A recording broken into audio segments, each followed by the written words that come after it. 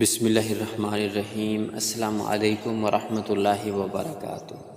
ناظرین، سیدنا عمر فاروق رضی اللہ تعالیٰ عنہ کے پاس کعب اسدی تشریف فرما تھے۔ ایک خاتون آئی اور کہنے لگی، یا امیر المومنین، میرا خاوند بہت نیک ہے، ساری رات تہجد پڑھتا رہتا ہے اور سارا دن روزہ رکھتا ہے، اور یہ کہہ کر خاموش ہو گئی۔ حضرت عمر فاروق رضی اللہ تعالیٰ عنہ بڑے حیران ہوئے کہ خاتون کیا کہنے آئی ہے۔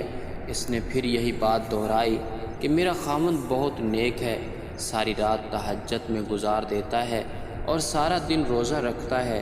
اس پر کعب رضی اللہ تعالیٰ عنہ بولے، اے امیر المومنین، اس نے اپنے خاوند کی بڑے اچھے انداز میں شکایت کی ہے۔ کیسی شکایت کی؟ امیر المومنین، جب وہ ساری رات تہجد پڑھتا رہے گا اور سارا دن روزہ رکھے گا تو پھر بیوی کو وقت کب دے گا؟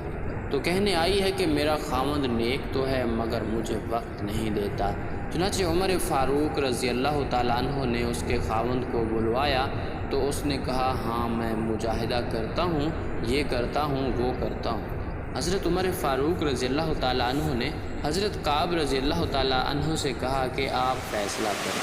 حضرت کعب رضی اللہ تعالیٰ عنہ نے ان صاحب سے کہا کہ دیکھو، شرعاً تمہارے لیے ضروری ہے کہ تم اپنی بیوی کے ساتھ وقت گزارو، ہنسی خوشی اس کے ساتھ رہو، اور کم از کم ہر 3 دن کے بعد اپنی بیوی کے ساتھ ہم بستری کرو۔